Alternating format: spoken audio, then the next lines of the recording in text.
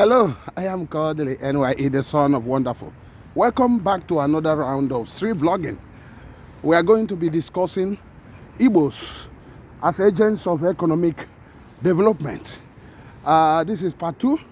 We did part 1 some few hours ago, and we continue because it's very, very important for us to discuss these things.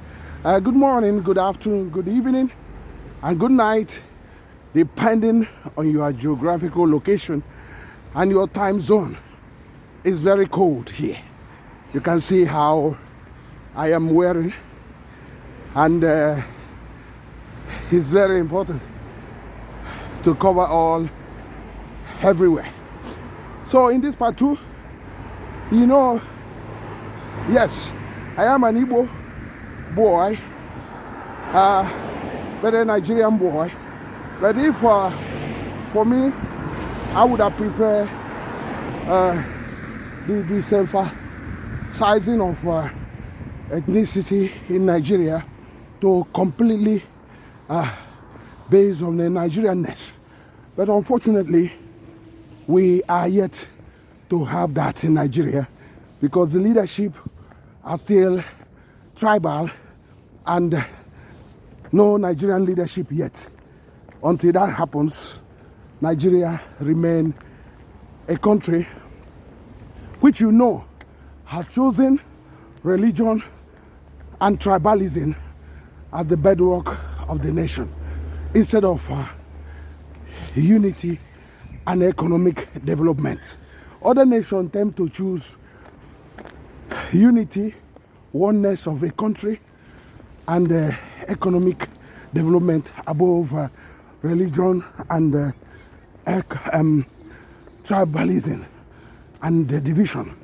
So, but you now look at Nigeria as a country, you can see that the real Nigerians are not far from the Igbos, because you can see that the Igbos actually represent what Nigeria should be aiming to be, where you can see a Fulani man living anywhere in Nigeria, paying house rent, not being a nuisance or constituting a nuisance of using cattle as a yardstick or as a panacea for destruction of farmlands or causing nuisance, where a Yoruba person will easily leave the southwest and go everywhere and live and contribute his own quota to the economic development, instead of staying in Lagos area and thinking that Lagos is only for the Yorubas, not for Nigerians, and shouting, go to your own region. So anybody that contributes anything, they now target the person and be destroying the valuable economic development and achievement Nigeria should be celebrating.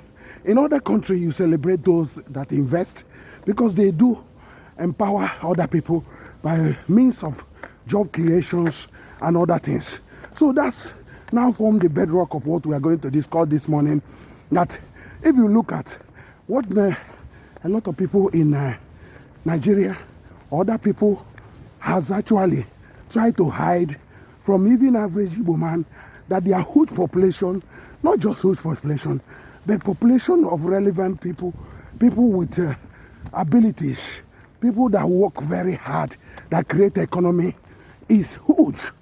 That's why you find them even in your own villages, even when people are running away in their villages, in the southwest, in the north, and many places, you still see Igbo man there creating economy, creating jobs, and building things, and paying rent, and also building his own houses. So while other people goes in other areas, let me give you an example.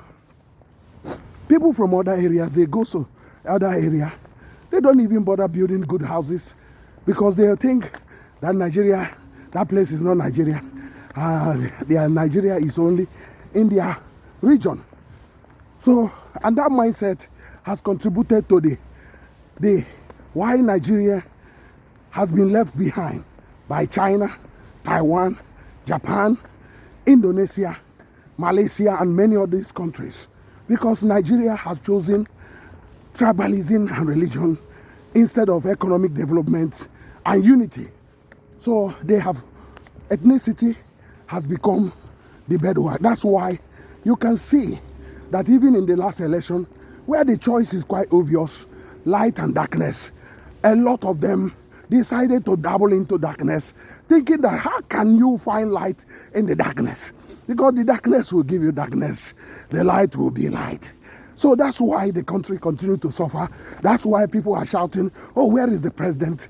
Can he guarantee security? Why is it doesn't bother? Oh, I'm a Yoruba person. The president is from Yoruba land. Why is he not giving security? But you make the choice. You have opportunity to redress the whole thing. You have the opportunity to redress the maladministration and the tribalism by voting the right caliber and the person that is competent over religion and over ethnicity and tribalism. But you said no. Even some of them being so-called pastors or men of God, they call themselves God of men.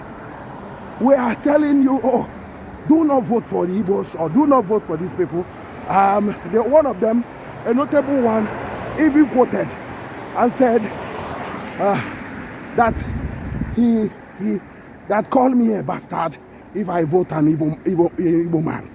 And that's the level of backwardness the country has gone to. And that's why, if you remember what Jonathan said when he was campaigning for the election that he lost, he said, if you allow these people in, you are in for backwardness, that these people are not for 21st century, that Nigeria is going to go backwards, and there will be a lot of things that will be dragging Nigeria backwards. And we are seeing what he said. People don't understand these things, but now they are understanding. The insecurity has taken over everywhere. Virtually, the president is sleeping. All of them are sleeping. Basically, what they are doing is basically to persecute the Igbos economically, the people that are actually contributing to economic development, that is making Nigeria to be competitive. What they are doing is basically, the Igbo Nigerians have suffered in economic marginalization, political marginalization.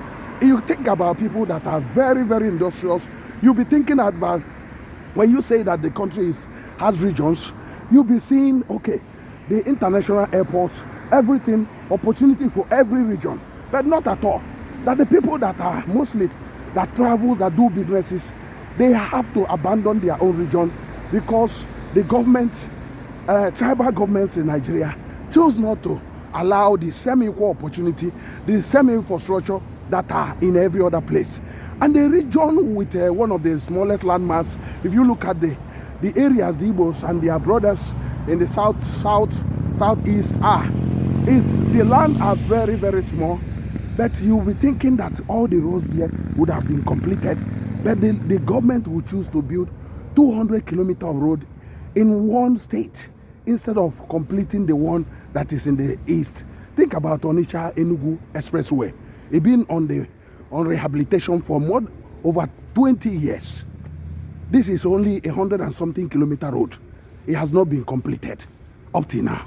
So that's the main thing. The Igbos are basically agent of economic development, and they can also change Nigeria, and Nigeria can compete with China, if you believe what I'm saying. I am still Kodili-nye, the son of wonderful. Remember to like, comment, share, and subscribe. See you in the next one.